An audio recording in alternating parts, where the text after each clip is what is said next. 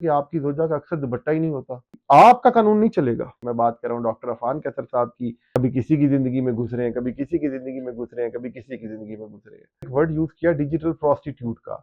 अस्सलाम वालेकुम viewers, you are watching life notes and this is Mohammad Shahid Hameed. और आज एक साहब है, उनका एक मकूला है कि हम दूसरों की ज़िंदगी में क्यों मुदाखलत करते हैं। और जिन्होंने ये मकूला लिखा है ना जी, वो बजाते खुद दूसरों की ज़िंदगियों में हर वक्त घुसे पड़े हैं। जी, मैं बिल्कुल आप सही समझे, मैं बात कर रहा हूँ डॉक्टर अफान कैसर साहब की, जिनको आजकल कोई काम नहीं है सिवाय इसके कभी किसी की ज़िंदगी में घुस रहे हैं, कभी किसी की ज़िंदगी में घुस रहे हैं, कभी किसी की ज़िंदगी में घुस रहे हैं।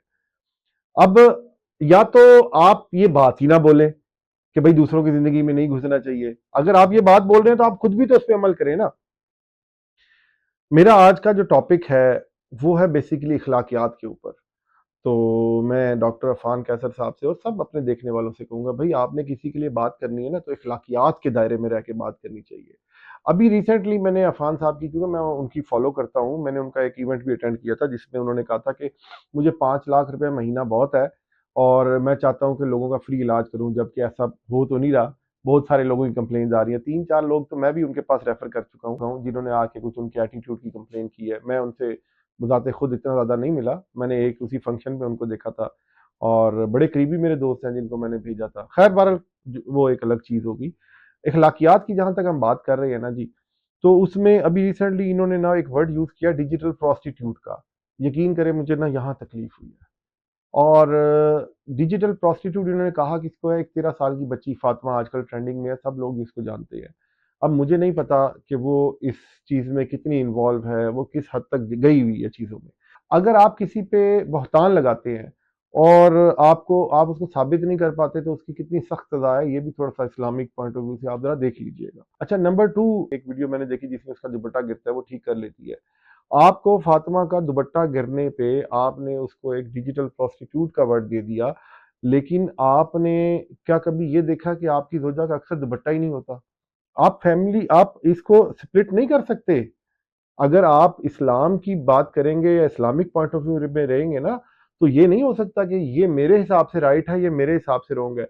जो अल्लाह के हिसाब से राइट है, वो राइट है, जो अल्लाह के हिसाब से रॉन्ग है, वो रॉन्ग है। अब मैं इसको थोड़ा एक्सप्लेन कर देता हूँ। जैसे कि अब बाल सतर है, हमारी बहन लगती हैं, हम उनके लिए कोई ऐसी गलत बात ना सोचते, ना बोलते। आपकी ज़ौजा की मैं बात कर रहा हूँ, वो अक्सर खुले बालों के साथ आती हैं। शुरू की मैंने आपकी वीडियोज़ देखी हैं जिसमें आप वन ऑन वन बंदों से बात कर रहे हैं, लेकिन वो साथ खड़ी हैं।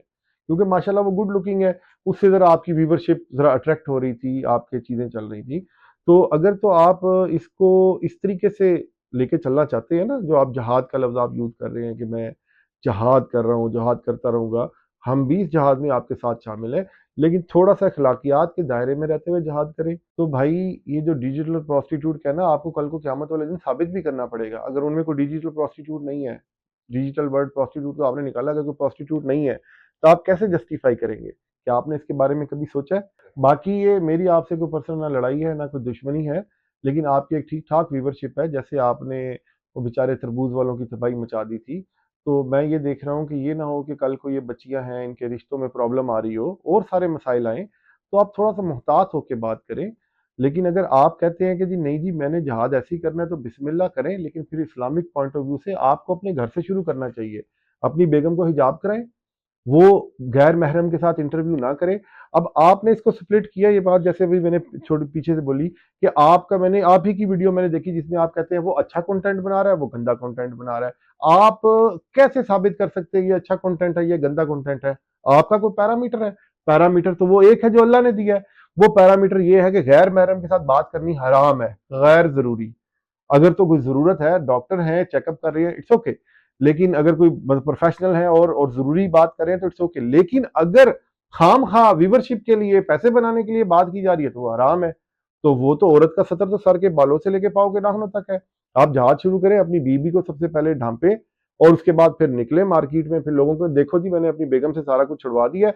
वो एक बच्चा है, बड़ा प्यारा बच्चा, उसने अभी रिसेंटली शादी की है, छोटी सी एज में, 17-18 साल की उम्र में। जब उसको पता लगा कि भाई कितना सख्त अजाब है, मुझे मैं उसका फैन हो गया। माशाल्लाह माशाल्लाह, अल्लाह पाक उसको और जजा दे। अभी जो उसकी बॉक्सिंग हुई थी रजब की, और उसकी उसमें भी वो होस्ट कर रहा था, तो वो उसमें भी वो उसको होस्ट कर रहा था। उस बच्चे ने बताया, कहता जब मुझे पता लगा ना कि कितना सख्त गुनाह है कि एक औरत जब आती है और लोग उसको देखते हैं तो उसने उस दिन तौबा की अल्लाह से, और उस दिन से आज तक का दिन है, उसकी बीवी सामने नहीं आई। हार्डली उसकी एज शायद 20-22 साल हो, क्योंकि 16-17 साल की उम्र में उसने शादी कर ली थी। तो आपका कानून नहीं चलेगा। कानून अगर चलाना है पूरा तो अल्लाह का चलेगा। बाकी अगर आप ये अपने आप को स्प्लिट करके खुद को आप आजाद कर ले, जी मेरी बेगम तो ये बात कर रही है, आपकी बेगम गैर महरम से कैसे बात कर रही है, किस कैपेसिटी में बात कर रही है, क्या वो हराम नहीं है? अगर वो हराम है तो वो भी हराम है। ठीक है, ये बात जहन में रखिएगा। अब ये अल्लाह का और उनका मामला है, लेकिन इस्लाह हमें करनी चाहिए। इस्लाह के लिए हमें इखलाकियात का दामन नहीं छोड़ना चाहिए। तो मैं आज का अपना टॉपिक को इसको क्लोज करता हूँ। उम्मीद है ये वीडियो आप तक पहुंचेगी, आप थोड़ा सा इस पर गौर करेंगे और थोड़ा इखलाकियात में आएंगे और इखलाकियात में रह के बात करें, ताकि ये बात आपकी लोगों के दिलों में उतरे। इंशाल्लाह ताला नेक्स्ट टॉपिक के साथ फिर मिलेंगे। Thank you.